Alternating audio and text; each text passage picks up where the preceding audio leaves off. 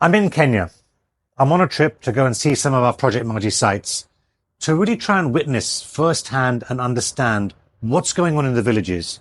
How are people reacting to the water sources that we give them? How are people behaving before we give them a water source? To really try and get a deep dive and understand the situation. Why is that so important? Why is that so important, especially when we work in a world of impact?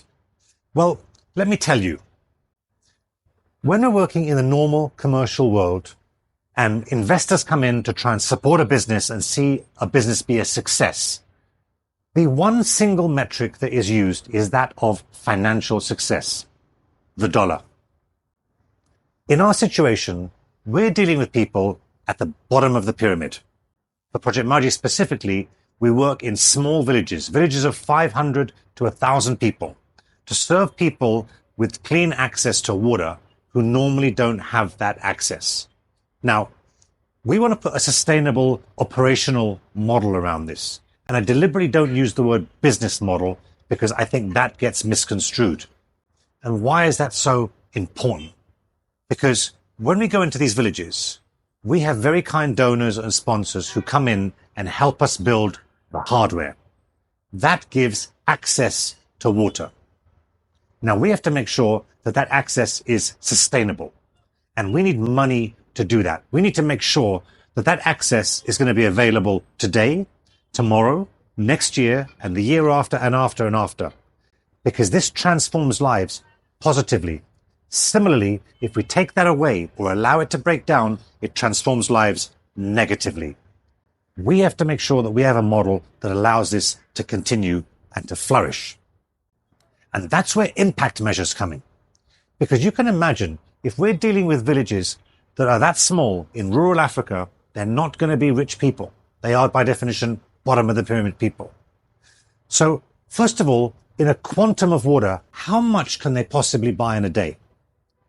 And how much can they afford to pay for that water? Now, knowing we can only sell maybe 3,000 or 5,000 liters a day to a village of 1,000 people, knowing that they can only pay about 2 cents for a jerry can, that's 20 liters of water, our revenue metrics in normal business financial terms are tiny. There's no way that anyone's ever going to want to invest in us. So what's the return we can give? The return we can give is in upward social impact. We have to be able to benchmark what the situation in life is for these people, how they live today, and before we go in and give them a water source. And then we have to go in and be able to measure what's the improvement after we've given them a water source.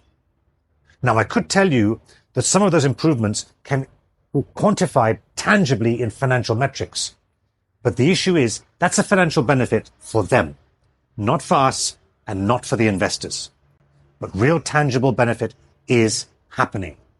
And that's why it's so important that we can go into a village and measure impact. So at least when we talk to either donors or let's call them impact investors, we can tell them that instead of a financial return, what are you getting tangibly, quantifiably?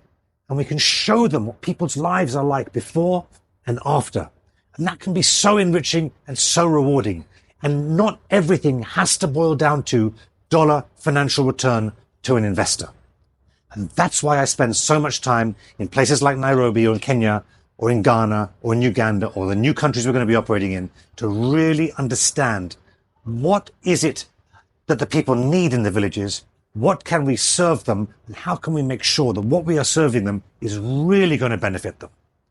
Going out to the villages, understanding them, asking the right questions, making sure that we're probing and listening to the answers, and then working with an incredible team to come up with really smart solutions and innovations that are going to help these guys. And in that context, innovations doesn't have to mean the latest technology and the fanciest new phones and cameras and whatever it is. Sometimes innovation is about stripping complexity out. It's about simplifying. And that's a lot of what we do as well by going to the villages and listening. So that's why I'm here. That's why I'm out in these communities, to listen and to learn and to be able to measure what real impact can mean.